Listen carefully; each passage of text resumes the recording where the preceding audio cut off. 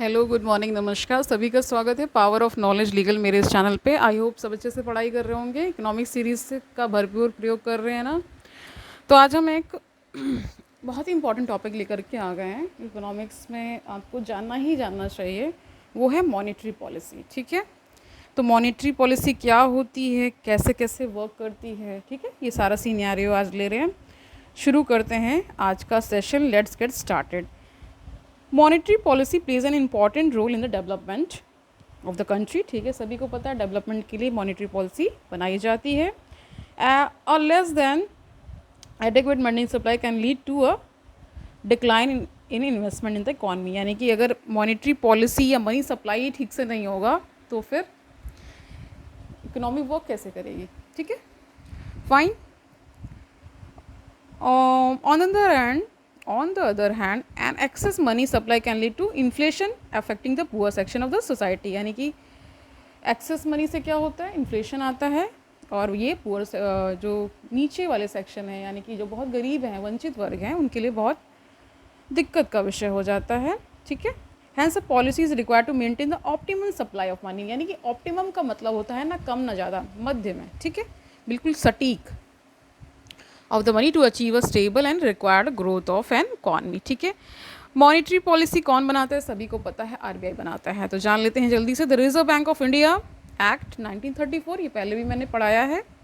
1 अप्रैल 1935 में ये फोर्स में आया था। ठीक है, लेकिन एक्ट 1934 का है। Empowers the RBI to formulate and apply monetary policy. ठीक है, it is the main weapon of the RBI for controlling the quantity of money available in the economy. यही क्या करता है, ये कितना मनी फ्लो करेगा, ठीक है, इकॉनमी में, ये सब डिटरमाइन कौन करता है, RBI करता है। And the medium by which new money is supplied. ठीक है, by managing the money supply a central bank aims to impact macro economic factors. सबको पता है दो का डिवीजन होता है, मैक्रो एंड माइक्रो इकोनॉमिक। ठीक है, economics is divided into two parts, macro and macro, MACRO। ठीक है, मैक्रो हो गया, मिनी तो सब समझ ही रहे हैं। ठीक है, फाइन। तो मैक्रो इकोनॉमिक फैक्टर्स क्या होते हैं, जैसे कि inflation, the rate of consumption, economic growth and overall liquidity. अब देखिए क्लासिफिकेशन ऑफ मॉनेटरी पॉलिसी को देख लेते हैं। पहली इसमें देखिए है एक्सपांशनरी एंड दूसरी है कॉन्ट्रैक्शनरी। एक्सपांशन से समझ रहे हैं ना, कॉन्ट्रैक्शन भी समझ रहे हैं। ठीक है, जैसे हमारा हार्ट कॉन्ट्रैक्ट करता है और एक्सपैंड करता है, उसी प्रकार यहाँ पे भी है। ठीक है, एक्सपांशनरी मॉनेटरी पॉलिसी जानते हैं। In short it means injecting more money, यानी जहाँ मनी ज़्यादा डाला जा रहा है into the market and the economy so that you can expand. ठीक है, it is if a country is facing a slowdown or recession, the monetary authority can go for an expansionary policy. जब देखिए recession आता है, जब मंदी आ जाती है किसी भी इकॉनमी में, तो क्या करते हैं, एक्सपांशनरी पॉलिसी लेकर आते हैं और क्या करते हैं, मार्केट में मोर मनी डालते हैं ताकि इकॉनमी को बूस्ट मिले। ठीक है, that aims to increase economic growth and activity, इससे बढ़ता है। As a part of expansionary policy the monetary policy, तो मॉनेटरी जो पॉलिसी होती है उसे उसमें क्या किया जाता है, अथॉरिटी तो आपको सभी को पता है RBI ही है। तो वो क्या कर देती है, lowers the interest rates to promote spending money and borrowing. ठीक है, समझ गए।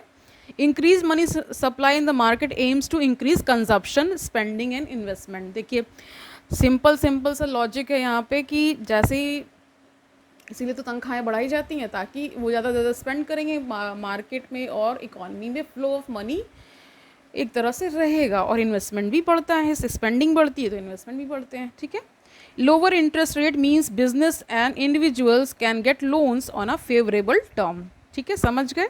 कॉन्ट्रैक्शनरी मॉनेटरी पॉलिसी का मतलब क्या होता है, it means to extract the money out of the market और economy so that it can contract. यानी यहाँ पे मनी लिया जा रहा है, यानी एक्सट्रैक्ट कर लिया जा रहा है, आउट कर दिया जा रहा है एक तरह से। A contractionary monetary policy is to bring down inflation down, यानी क्या है इन्फ्लेशन को कम करने के लिए किया जाता है।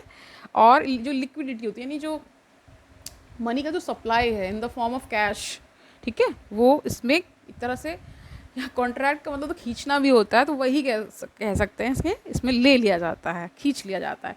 This can increase unemployment, unemployment बढ़ जाता है, and slow down the economic growth, but it is often seen as necessary to cool down the economy and keep the prices in check. ठीक है, अब देखिए गोल्स क्या होता है मॉनेटरी पॉलिसी का, वो जल्दी से जान लेते हैं। इन्होंने 4 गोल्स समराइज़ किए हैं, वो जान लेते हैं।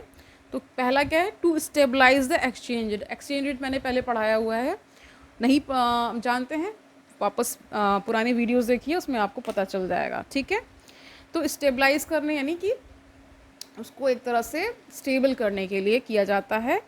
दूसरा है to accelerate economic growth by providing the appropriate liquidity and inflation targeting. समझ गए, जो हमारा इकोनॉमिक ग्रोथ रेट है एक तरह से वो एक्सेलरेट करे। एक्सेलरेशन आपने फिजिक्स में पढ़ा होगा, उसी तरह से यहाँ पे एक तरह से उसको एक गति मिले। ठीक है, तीसरा है यहाँ टू मेंटेन प्राइस स्टेबिलिटी, बहुत सिंपल है।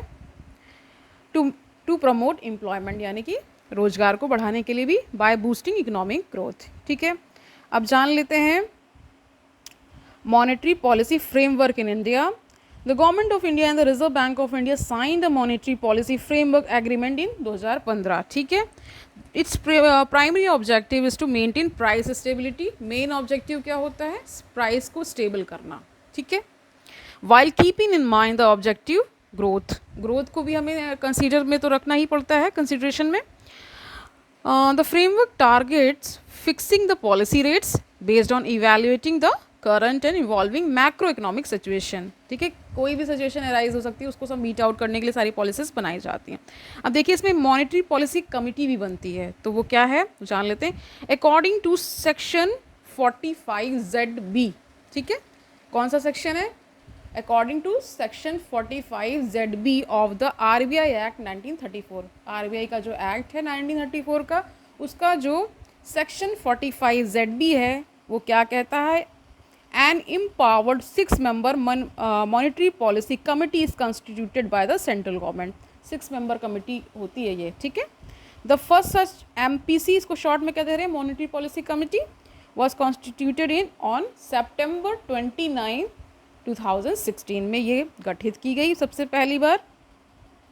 अब मेंबर्स देखिए कौन कौन होते थे। The committee comprises 6 members, 3 from RBI, 3 RBI से होते हैं, और other 3 external members appointed by the union government, और बाकी जो 3 है वो यूनियन गवर्नमेंट एक तरह से अपॉइंट करती है। तो कोरम समझते हैं, कोरम का मतलब होता है किसी भी हाउस या किसी भी कमेटी या कहीं भी इसका इस्तेमाल हो रहा है तो इसका मतलब होता है मिनिमम जो रिक्वायर्ड होते हैं उसको कोरम बोलते हैं। ठीक है, the quorum for a meeting shall be 4 members। तो इसके लिए 4 members रखा गया है, and each member has 1 vote। हर एक मेंबर का एक वोट होगा। In case of a tie, जब टाई हो जाता है यानी कि बराबरी हो गए वोट्स की, तब क्या होगा, तो RBI governor will have a casting vote, यानी वो निर्णायक वोट करेंगे जो RBI के गवर्नर होते हैं। ठीक है, but there is no veto to the governor, veto नहीं है। ठीक है, as per the act RBI has to organise at least 4 meetings of the MPC in a year, यानी 4 बार आपको मीटिंग्स करनी ही करनी है। ठीक है, यानी ये क्वार्टरली बेसिस पे होता है। Once every 6 months, the RBI, Reserve Bank of India, is required to publish a document called the Monetary Policy Report to explain। ठीक है, हर 6 महीने पे इनको रिपोर्ट देनी पड़ती है, एक्सप्लेन करना पड़ता है। ठीक है, क्या है मतलब पूरा स्टेटस रिपोर्ट देना पड़ता है। The forecast of inflation for 6 to 18 months का ahead and the sources of the inflations. अब देखिए इसके मेंबर्स जान लीजिए। Governor of the Reserve Bank of India, chairperson ex officio होते हैं। Deputy governor of the Reserve Bank of India, in charge of the monetary policy, member ex officio. तीसरा है इसमें 1 officer of the Reserve Bank of India to be nominated by the central board, member ex officio. ये सारे ex officio होते हैं। 3 members nominated by the central government. ठीक है, ये 3 members नॉमिनेट होंगे सेंट्रल गवर्नमेंट के द्वारा। दीज मेंबर्स नॉमिनेट जो होते हैं by the central government are recommended by the selection cum research committee, यानी एक तरह सर्च कमेटी बनाई जाती है, वो ये मतलब ठीक है, जो कि कैबिनेट सेक्रेटरी इसको हेड करते हैं। जो अदर 3 members आ रहे हैं ना, उनको यूनियन गवर्नमेंट अपॉइंट कर रही है, नॉमिनेट कर रही है एक तरह से, और एक तरह से ये कमेटी फिर इसके लिए बना दी जाती है। तो उसको कौन हेड करते हैं, कैबिनेट सेक्रेटरी करता है। RBI is also the member of this committee. ठीक है, they hold office for 4 years और अंटिल फर्दर ऑर्डर्स। ठीक है, 4 साल के लिए है, या कोई फर्दर ऑर्डर मिले तब तक ये अपना पदभार ले सकते हैं। They are not eligible for reappointment, दोबारा अपॉइंटमेंट इस पद के लिए नहीं होता है फिर। ठीक है, instruments instruments of monetary policy जान लेते हैं। तो दो इंस्ट्रूमेंट देखिए, क्वांटिटेटिव मेथड्स हैं, क्वालिटेटिव मेथड्स हैं इनके लिए, ठीक है। तो क्वांटिटेटिव मेथड्स में क्या है वो जानते हैं। पहला है LAF यानी लिक्विडिटी एडजस्टमेंट फैसिलिटी। तो इसमें क्या क्या आता है वो जान लेते हैं। पहला है रेपो रेट। तो रेपो रेट में क्या है, it is the fixed rate at which the Reserve Bank of India provides overnight liquidity to the banks against the collaterals of government and other approved securities. यानी कि इसमें repo rate का मतलब क्या होता है, रिजर्व बैंक ऑफ इंडिया रात रात में ही, मतलब ओवरनाइट कहा गया है, लिक्विडिटी मतलब पैसा एक तरह से बैंक्स को दे देता है। क्या रख करके, वो अपनी जो भी जिस भी बैंक को दे रहा होगा वो क्या रख देते हैं उसके बदले में, सिक्योरिटीज़ रख देते हैं अपनी, ठीक है। In short it is the rate at which the commercial banks borrow money from RBI। यानी इसका दूसरा अर्थ ये होता है कि जो कमर्शियल बैंक्स है, जो कमर्शियल बैंक्स कौन कौन, जैसे PNB ले लीजिए, वो क्या करेगी, बोरो कर लेगी RBI से। तो इसी को रेपो रेट कहा जाता है। जिस रेट पे करती है तो उसी को रेट, वही रेपो रेट है ना, रेट है इसीलिए। When RBI increases the repo rate, borrowing money for RBI becomes costly। समझ गए। This forces the commercial banks to increase the interest rate। अब देखिए, जब वो चार्ज करती है RBI तो ये अपना इंटरेस्ट रेट बढ़ा देंगे जो कमर्शियल बैंक्स होते हैं, ठीक है। Fine, this forces the commercial banks to increase the interest rate they charge on their loans। Fine, they increase interest rates, discourages people from spending।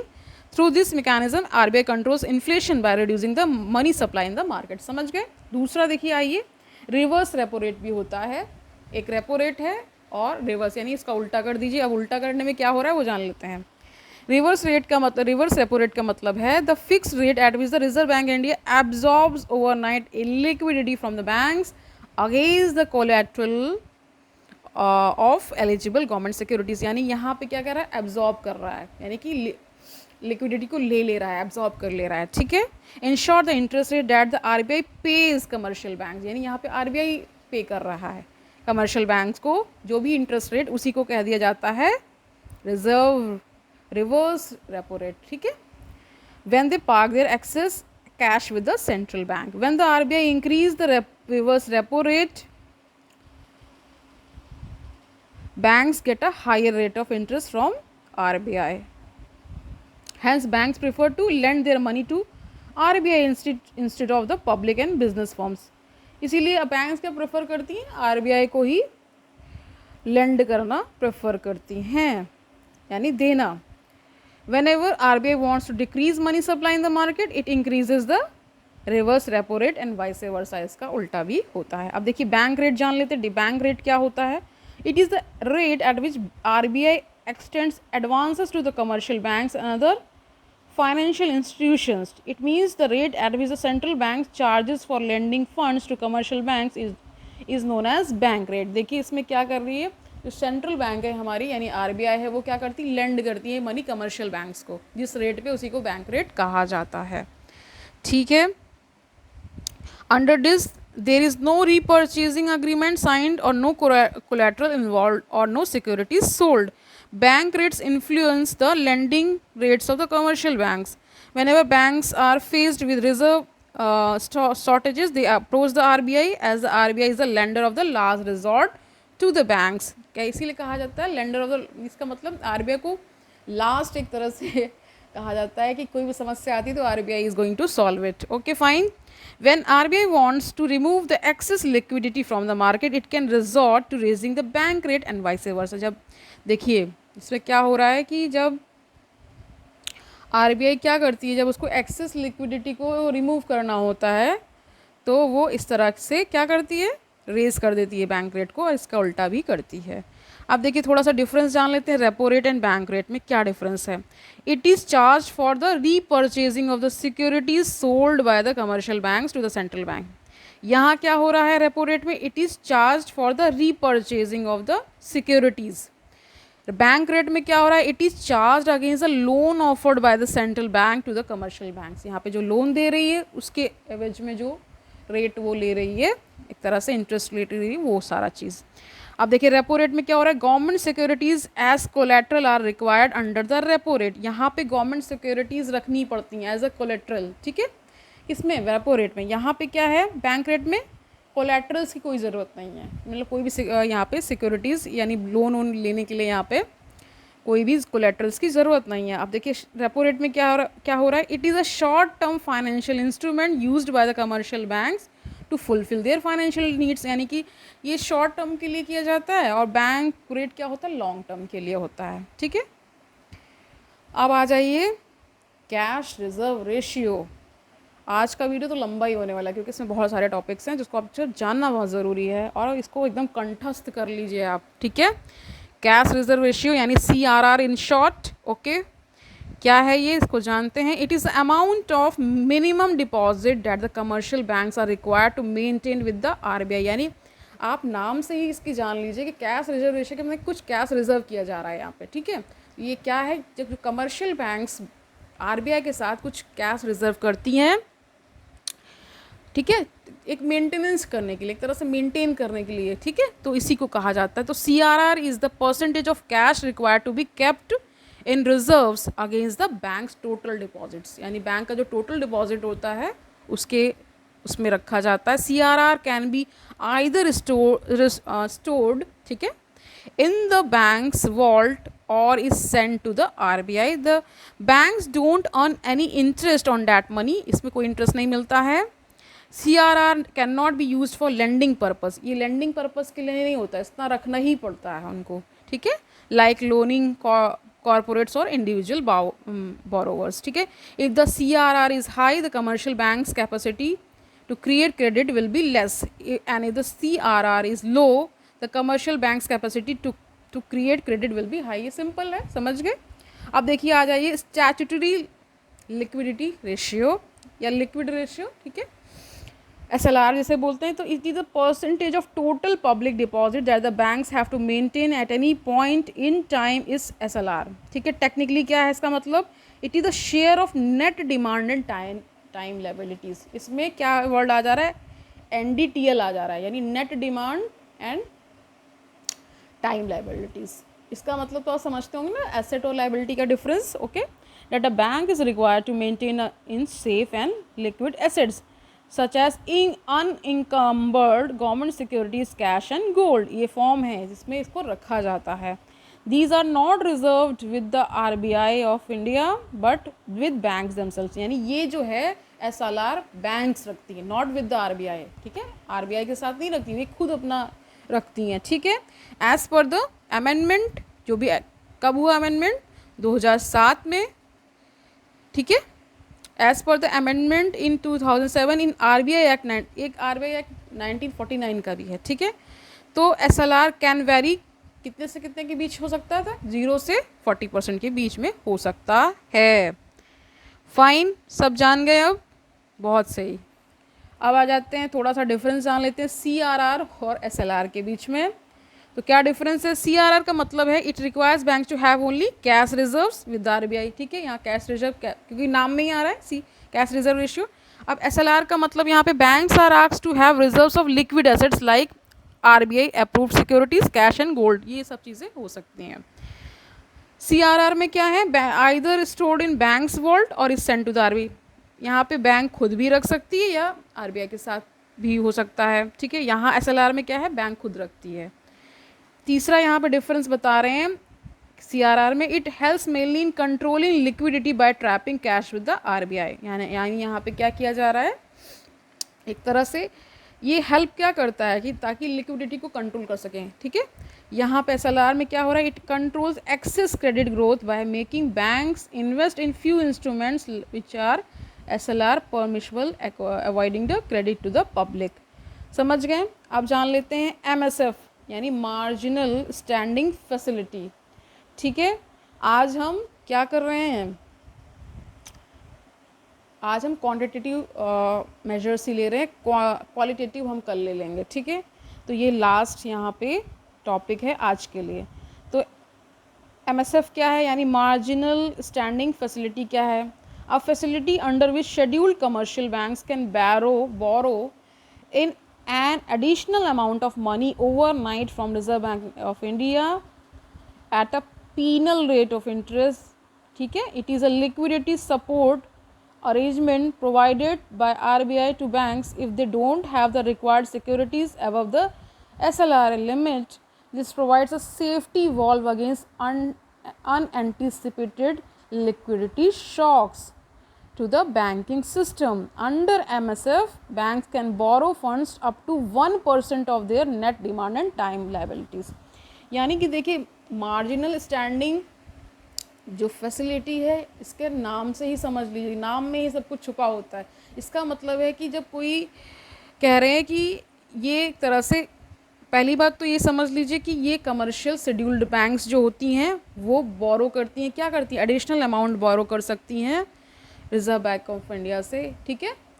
अब इसे देखिए पीनल रेट ऑफ इंटरेस्ट क्यों कहा गया है, क्योंकि ये थोड़ा सा खतरनाक होता होगा, ठीक है, ठीक है। It is a liquidity support provided by the RBI to banks if they do not have the required securities, ठीक है, उतनी सिक्योरिटीज़ नहीं है, ठीक है, अबव द SLR लिमिट, यानी SLR की जो लिमिट है उससे जो बढ़कर जो होगा, ठीक है, फिर भी देती है बैंक, ठीक है। कौन देता है, आरबीआई देता है।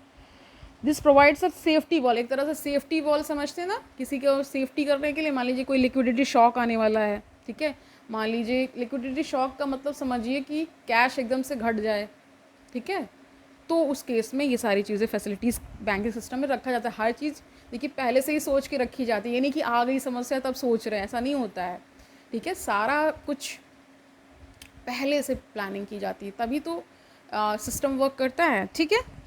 अब देखिए ये इसमें जो MSF है, बैंक्स क्या बोरो कर सकती हैं, अप टू 1%, यानी कि जो भी उनकी NDTL होगा, ठीक है, नेट डिमांड टाइम लायबिलिटीज़, उसका 1%, ठीक है, जितना भी हो उस हिसाब से उसका 1%।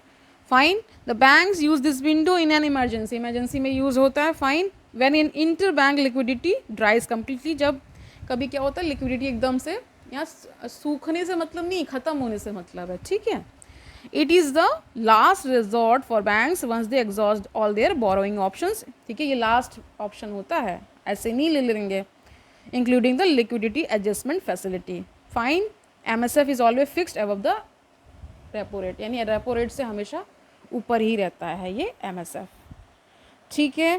फाइन, कल मिलते हैं, कल हम क्वालिटेटिव मेजर्स लेंगे, क्या क्या वहाँ पे ओपन मार्केट ऑपरेशन सभी को पता है क्या होते हैं, ये कल जानेंगे, और क्वालिटेटिव मेजर्स क्या आरबीआई लेता है इसके बारे में कल जान लेंगे। फाइन, कल मिलते हैं, तब तक के लिए अच्छे से पढ़ाई करिए, और फिर ये कल ये पूरा चैप्टर कंप्लीट हो जाएगा, हम फिर उसमें किस में स्विच करने वाले हैं, कुछ नया टॉपिक लेंगे, सम साइंस, क्योंकि लमसम इसमें 16-17 वीडियोस तक आ चुके होंगे आज का इंक्लूड करके, ठीक है। अगर कोई और टॉपिक आप जानना चाह रहे हैं, मैं अभी इसको एक क्विक कहेंगे ना, बर्ड आई व्यू करूँगी, मतलब एक तरह सरसरी निगाह से देखना जैसे बोलते हैं, मैं देख लूँगी कि क्या क्या अभी इसमें टॉपिक्स बचे हैं, उस प्रकार से शेड्यूल किया जाएगा। 3-4 दिन में हम इकोनॉमिक्स भी कंप्लीट कर लेंगे, क्योंकि देखिए पढ़ना तो पढ़ते रहने तो फिर पढ़ते रहिए, कोई दिक्कत नहीं है, लेकिन जब हम एग्ज़ाम पॉइंट ऑफ व्यू से पढ़ते हैं तो सेलेक्टेड पढ़ते हैं, इंपॉर्टेंट चीज़ें पढ़ते हैं। देखिए हर चीज़ एक दूसरे से कनेक्टेड है, जब आप कनेक्ट करना सीख जाएंगे ना, और जैसे कोई टॉपिक आता है उसमें अगर आप घुस के देख पाएंगे कि इसका क्या अर्थ हो सकता है, उसमें एकदम घुस जाइए, एकदम डीपली चले जाइए, तब आपको हर चीज़ आसान लगने लगेगी, ठीक है। कोई भी चीज़ ऐसी है ही नहीं, जब तक समझ में नहीं आती है तब तक वो कठिन लगती है, जब समझ में आने लगती है तो फिर वही चीज़ सरल हो जाती है, ठीक है। कल मिलेंगे, नेट इसी को कंप्लीट करेंगे, और ये भी जानेंगे कि नेक्स्ट क्या हम लेने वाले हैं, नेक्स्ट कौन सा हम सब्जेक्ट पे स्विच करेंगे। मैं मोस्ट प्रोबेबली नेशनल मूवमेंट लेने वाली हूँ, जो हमारा स्ट्रगल मूवमेंट है, ठीक है, वो लेंगे। हिस्ट्री का बहुत ही चर्चित पार्ट है ना वो, तो उससे बहुत सारे क्वेश्चंस आते हैं। जो हमारा इंडियन, जो हमने आज़ादी के लिए जो स्ट्रगल किया है, इंडियन नेशनल मूवमेंट, वो हम टॉपिक लेंगे, क्योंकि उसको करना बहुत ज़रूरी है, ठीक है। कल मिलते हैं, तब तक पढ़ते रहिए। Have a nice day.